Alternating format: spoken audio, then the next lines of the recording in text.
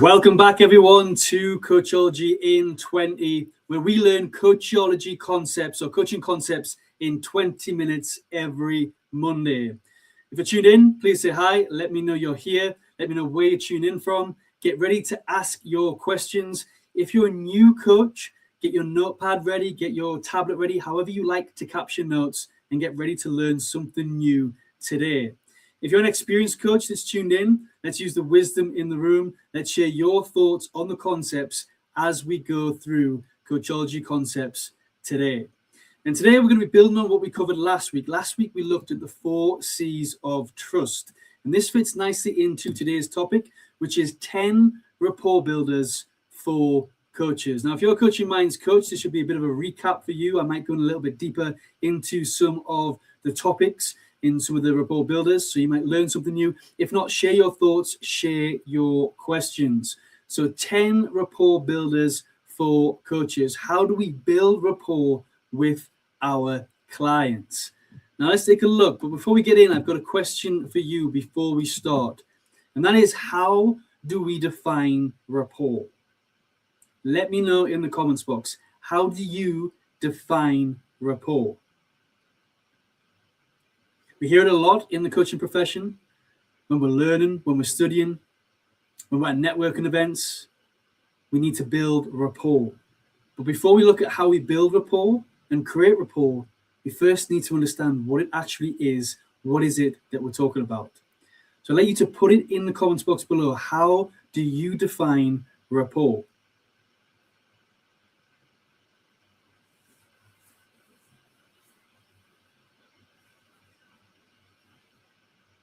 How do you define rapport? Whilst just sharing that, I'm going to go into our definition here at Coaching Minds of rapport. So rapport indicates a harmonious relationship, how in tune we are with our client. And rapport might come naturally to some of us. Some of us might just be really great at getting into a room with individuals, making them feel safe and comfortable and ready to open up with us. Some of us, it might take a little bit of time. It might be difficult for us to get into a room and for people to naturally gel with who we are. But if that is you, if you struggle to build rapport instantly, if you struggle to build harmony and look at how in tune you are with your clients, then don't worry, this session is for you, because we're looking at 10 ways in which you can start to build rapport. And as we go through these 10 rapport builders, I want you to share your thoughts, share your questions, and I also want to note down which ones you want to take away and work on over the next week. Because rapport is the most important point or important part of the coaching relationship. It doesn't matter how skilled you are, how great you are asking powerful questions, how much of a good listener you are, although some of these are rapport builders, you'll not get far and you'll not build your coaching practice and you'll not get success with your clients unless you build a deep level of rapport. So at that point where we're in tune with our clients and everything just feels naturally and flows. So as I mentioned, some of us might be doing this, might be really great at building rapport, just get into a room with us, and how we connect, it's automatic. But if not, then these 10 rapport builders we're going to go through today, right now, will help you build rapport with your individuals, with your clients. So you can see we've got Razan tuned in. Razan saying, aiming to be a safe mirror. Beautiful, I love that. Prioritizing truth over comfort. Very, very important. That's something else I'm going to touch on today. Thank you for sharing that, Razan. And building enough trust so that when you eventually challenge their limiting beliefs, the relationship expands rather than breaks. I love that, Razan. It's really important that how we challenge our coaches. It's one of the rapport builders today. We call it healthy challenge here at Coaching Minds. How we challenge our clients is very important. We can make or break the relationship. But equally, we can also break the relationship if we're too fearful to challenge, if we're scared to step in and help the client make progress. Sometimes we can mistake politeness with kindness. We believe we're being kind, but what we're actually being is polite. And by not having those honest truths with our clients, we're not helping them move forward. So thank you for sharing that, Razan. I'm going to touch upon a few more of those points as we go through the 10 rapport builders. But first of all, we looked at this last week, is trust. And we looked at the 4, I'm not going to spend too much time on this. We looked at the 4 C's in a full session last week. How we build trust with our clients is through care, competency, credibility, and consistency. We need to show care towards our clients. We need to be confident in what we're doing. We need to have credibility with the right credentials, and we need to be able to meet the expectations of the client or exceed them if we want to be that next level coach. And we also need to be consistent with how we show up. So the first rapport builder to help build that connection, that relationship with our clients is trust. I can see we've got Donna tuned in saying hi to everybody. Donna, it's wonderful to see you here as always. Thank you so much for tuning in. So we covered that last week. If you want to explore trust, you can visit our session 7, which we covered last session, where we went really deep into trust. But expand on that today, the second important rapport builder is flow. What we're talking about here is the flow of the conversation, the flow of the session. We are going to damage rapport if the session becomes a little bit sticky, a little bit challenging. We don't know the direction in which to take it. We don't know what questions that we're going to ask next. If the conversation becomes stuck, then this is going to damage rapport. We need to find a way to have that natural flow, that natural conversation that moves the client forward. So flow is a very important part of rapport building. Ask yourself this: how much does your sessions flow with your clients? How fluent are they when you're talking with your clients on a one-to-one basis? Is this something that you need to work on today? Put it in the comments box. Let me know how you feel. How would you score yourself on a scale of 1 to 10 with a natural flow of your coaching sessions? If you're learning, growing, developing, it's natural for it to happen that sometimes we get stuck in the session. Sometimes we don't know what question to ask. Sometimes we might be distracted by our mind chatter, that we lose track of the conversation. But if we really want to get to a deep level of rapport, we need to get to that point where we can just flow in the session. The session flows naturally and it moves forward. So that's rapport builder 2. Rapport builder 3 is active listening. And we're going to do a whole session on listening because there's 5 different levels of listening. Level 4 is active listening. But if you really want to be a true coach that is really present with our clients, we need to move to level 5, which is deep listening. But for the purposes of building rapport, active listening is enough. What do we mean by active listening? It means we listen to listen. We don't listen to respond.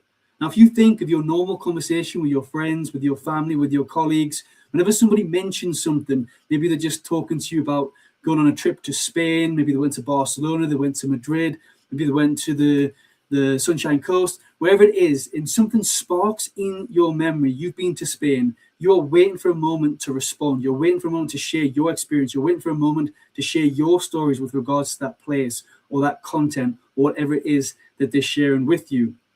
When we look at active listening as a coach, we are there, we're listening to build rapport. We are not there to listen to respond. We are listening to information and we're not going to bring any experience or anything in terms of our assumptions, bias or judgment into that space. We're holding the space and we're listening to listen, not listening to respond.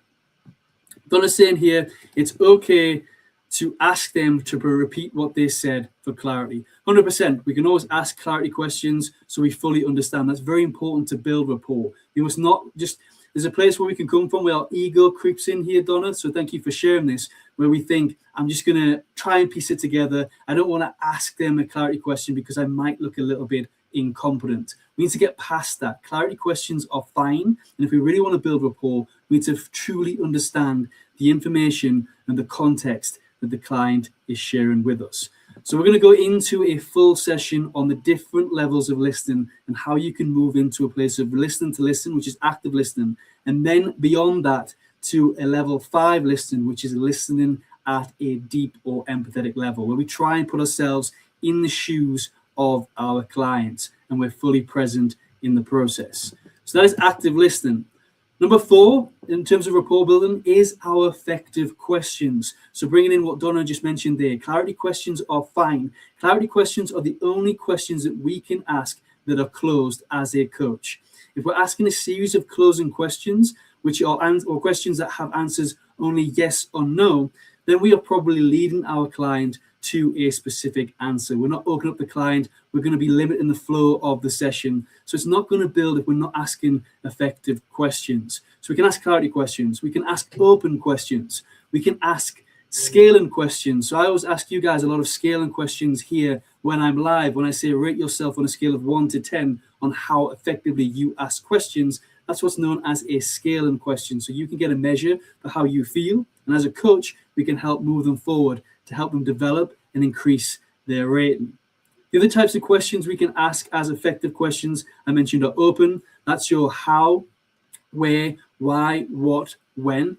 So that's your how, why, what, where, when. I'm just repeating myself there. But that is your open questions. You can also use hypothetical questions. That's a great way to put the client out of their current context, out of their current perspective, into a whole new perspective so they can see the situation from a different place. We often refer to this as the helicopter view. How do we give them that bird's eye view of the situation through a question that we ask? We covered the miracle question a couple of sessions ago. Miracle question is if they had a magic wand or a miracle happened overnight, what would they notice that is different? So these are all effective questions. But essentially, when we're looking at building rapport, it's all about asking questions that move the client forward, move the conversation forward, not the ones that keep it stuck or get us to a dead end. And what I mean by dead end is where we've run out of questions as a coach. We don't know what to ask next. We might have to backtrack.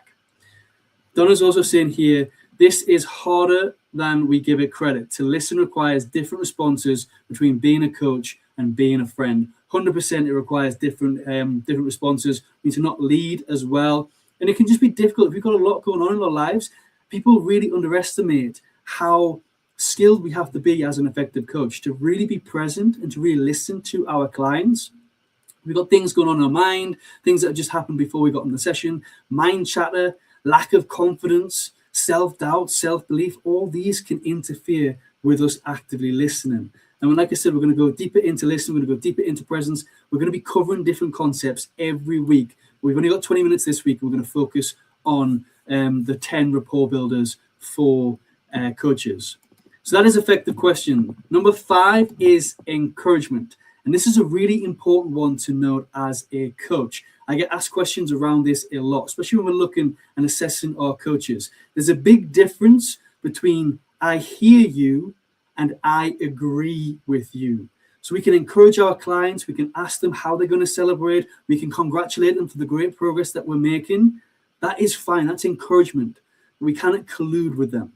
We cannot agree with what it is they want to do. We need to step away from agreeing with their plans of action, questioning, challenging their plans of action. So remember this, if you take one key point with regards to encouragement, it's that there's a difference between I hear you and I want to celebrate this space with you for the progress that you've made, and I agree with you or I collude with you in terms of the direction that you're going. So encouragement is very, very important. It helps build rapport. When you have a client that's achieved things, it's a big deal for them, and they're coming and they're sharing that exciting news. We don't want to be sat there saying, okay, right, next, what's the next task? What's the next? We need to give them that engagement. Well done, congratulations, that's really fantastic. What's your next move? How are you celebrating this? How are you getting out there? Giving that energy and that encouragement can really boost the rapport and keeps the energy of the coaching conversations going forward really, really high. The next is curiosity and interest. So this ties nicely into K with regards to the rapport builder trust. We covered this last week, but it's important that we show interest in our clients' goals. We're asking curious questions. Tell me more about that. That sounds really exciting. Tell me more about this. Tell me more about that. What is it going to mean for you if you achieve this goal? Showing interest and care and curiosity is a big rapport builder in coaching. So that's number 6. I'm not going to go into detail again because I covered this as part of trust in our last session.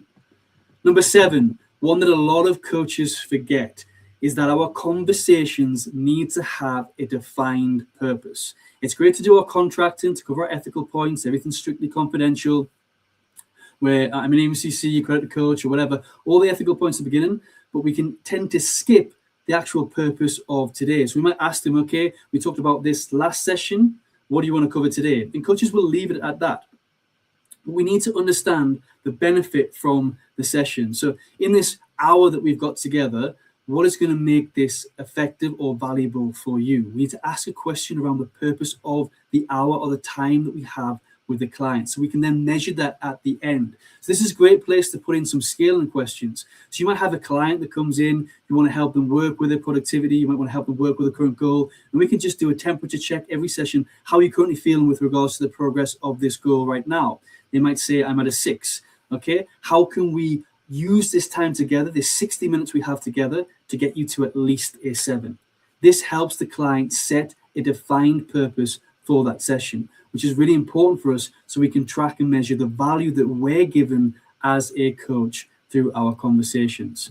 As I mentioned, coaches often miss this off. We assess a lot of coaches here at Coaching Minds as part of their certification and accreditation, and we see this defined purpose of coaching sessions missed at the very beginning of each session. They're great with terms of the contracting after the discovery session. You can get a defined purpose. You know what the client wants to work on. You know how they want to progress. You know their challenge. You get all that. Then you forget to do that little piece at the beginning of every session so you define the purpose and what you're going to achieve together throughout that session. And it really builds rapport, because the moment you can show how you're measuring and how valuable you are as a coach, the more the client feels it, the more you feel it, the more good energy that's in that space to help move the client further forward. Back to what Razan mentioned, healthy challenge. Now, we need to be able to challenge our clients. We can't just be polite. We can't just sit there and agree with everything that they're doing, or not question or challenge what they're doing. Or maybe you've got a client that's promised to do this, this, and this, and it's your 4th week and they still haven't done this, this, and this.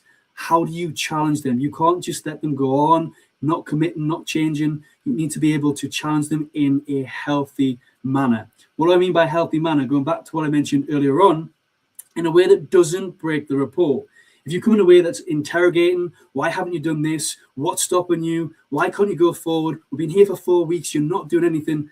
That is not a good way to healthily challenge your clients. How do we take a step back? How do we approach it in a softer manner? And granted, some clients will want it a bit stronger. So a great piece of advice that I give to coaches is always ask the client how strong they want you to be in their challenge on a scale of 1 to 10. So for example, you haven't committed to progressing with this report over the past 2 weeks. We've been here for 3 weeks. I'd like to challenge you on this. On a scale of 1 to 10, how would you like me to challenge you? 10 being really strong and really direct, or 1 being quite soft and more of approach. So we can understand how the client likes to be challenged, not to break the rapport. And then we ask and we healthily challenge. So you've promised over the past 7 weeks that you're going to achieve this goal. Can you tell me what's getting in the way? What's happening? Is this goal suitable? Do you want this goal enough? I can see we've got some daft comments in the room, so I'm just going to delete this comment and move it out the way. Again, there's no such thing as stupid questions, just stupid people. So if you do put daft things in the chat, I'm just going to remove you. But healthy challenge is very important. How we approach, how we ask them how they'd like to be challenged is very, very important. Don't break the rapport. Take that approach. That is number 8. Going on to number 9. Client-led. So we talked about this earlier on. Is what makes a coaching conversation is a conversation that is client-led. The client must set the agenda. There's a big misconception of what coaches do, in that we should go to the session, we should go to our coaching conversations and have the answers, provide advice, provide the structure, provide a framework, move the client through some form of structure or model. We don't do that as a coach. As coaches, we don't give answers, we ask questions. Yes, the client's looking for the right answers, but they're not asking the right questions. We're never going to get the right answer if we ask the wrong questions. So as a coach, we're here to ask the right questions and keep the session client-led. So the client brings in their agenda, they bring in their experiences, and everything remains on the client. We don't share experiences, we don't share our advice, we don't judge the client, we don't bring assumptions. We're going to talk about this next week when we look at breakers. But it's very important that the session remains client-led. And finally, number 10, one that sits right on the fence that we have to be really careful with is humor. So if we are in a place where we can have a joke, we can have a laugh with our clients, then we've reached the deepest level of rapport with connecting with someone. But this comes with a risk, because one slight joke, one thing that's said that's inappropriate in terms of what you find funny that's not aligned with their humor can break what's maybe taken you months to build, can break in seconds. So humor is an example that we've met that really deep level of rapport, but we have to be really careful and mindful of it, because it's also one of the biggest, if not the most, risk in terms of rapport breakers. So you have to be really careful with humor. This is one I had to adapt. I'm quite a jokey person. I like to use a lot of wit and a lot of jokes, and you have to know when to use that and when is the right setting and the right approach. So I tend to take myself back when I'm live, and also when I'm with my one-to-one sessions as well. Donna says this helps to move an abstract goal to a concrete one. I'm guessing that's back to the defined purpose, 100%. So, we can think we've done enough with the defined purpose because we've gone through the SMART model. We've got the goal, the outcomes of the overall kind of coaching contract that we have with the individual, but we need to set that purpose for every session. We need to get there into the room with the client to say, right, I'm here, you're here, this is what we're here to achieve together. And that avoids us falling to that place where we're just having a conversation for an hour. We have the same conversation again with them the next week, the same conversation the week after. We need to be able to move that client forward. It needs to be able to flow. We need to have a defined purpose for every session, not just for the overall coaching contract. So thank you for sharing that, Donna. Really, really appreciate it. Now, I just want to ask you, this is not a definitive list. It's not an exhaustive list. There's many other rapport builders out there. This is just the 10 that we teach here at Coaching Minds. But what's one rapport builder you use that isn't on the list? I'd like you to drop it in the live chat. We've got Gubby tuned in. Hi, bro. Thank you so much for being here, Gubby. Great to see you. Thank you for your support and your message. What's one rapport builder you use that isn't on this list? Drop it in the live chat.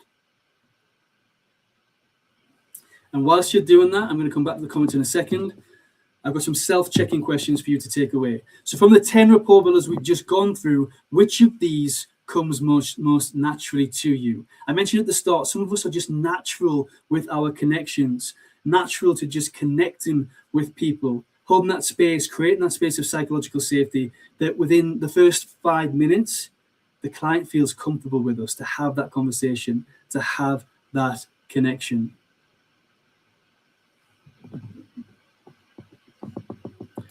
Razan is saying empathy all the way. Empathy is a big one, huge, very, very important. We're going to look at the difference between empathy and sympathy and when to use empathy in coaching in a few weeks' time. It's very, very important because empathy is great, but too much empathy, we can become emotionally involved with our clients, and that can be quite heavy on us as coaches. So how do we mitigate that? How do we manage our level of empathy so we're not in a place where we collude? So thank you, Gubby, saying like and subscribe. Thank you so much, Gubby. Really appreciate your support. Thank you for being here. Thank you for everybody who's tuned in. I really appreciate it. We've got people across YouTube, LinkedIn, Facebook. So wherever you're watching, please feel free to like and subscribe. Razan is saying the one comes naturally to me is challenging my clients. That's brilliant. I like that. It's the most difficult that coaches can struggle with, is that ability to challenge. It was one that I really struggled with at the beginning, to be fair, because I'm quite a polite person. I didn't want to damage the rapport. I didn't want to come across too challenging or too direct. So it's something that I had to work on myself. Donna saying psychological safety comes naturally and celebrating wins. That's brilliant, Donna. Psychological, it's great that it comes naturally and celebrating wins. So I haven't talked about psychological safety. That just comes as a nutshell here, but that is a rapport builder that is very, very important. And finally, the last question is, which one of these will you take away this week and practice? Which one needs the work from you right now? Do you need to learn to challenge a bit more? Are you allowing clients just to talk and talk and talk and talk, but you're not actually challenging them and moving them forward? Are you allowing clients just to get away week in, week out with not completing their tasks, their commitments? Do you need to listen more? Do you find that you get distracted in your sessions? Are you too busy thinking about what you're going to have for dinner or what the next football match is because it's during the World Cup time? Is it humor? Donna's saying humor. Humor's a good one to work with. We have to be very, very careful with humor. Very, very careful with humor. Have a think. Let me know which ones you're going to practice this week. I appreciate it. And if you want to learn more, you don't want to wait till next Monday. Next Monday again, same time, 7 p.m. at UK time. We're going to be talking about the rapport breakers, 20 minutes, Coachology in 20. A little bit over again today, but I'll work to reduce my time. So I'm just taking the 20 minutes for everybody. But if you want to learn more between now and then, you can scan the QR code on the screen, and this will take you to our book. You can learn more in our Coaching Essentials book here that we have published at Coaching Minds. So take a screenshot, take a picture, scan it. And I just want to say a huge thank you to Razan, to Gubby, to Donna, to everybody who's tuned in. I really, really appreciate your engagement. I look forward to seeing you next week. We're going to look at the rapport breakers and continue this conversation forward. Thank you so much, everybody. Have a brilliant week ahead. I hope it's productive. I hope you achieve your goals, and I hope it's successful. Look forward to seeing you all very, very soon. Thank you.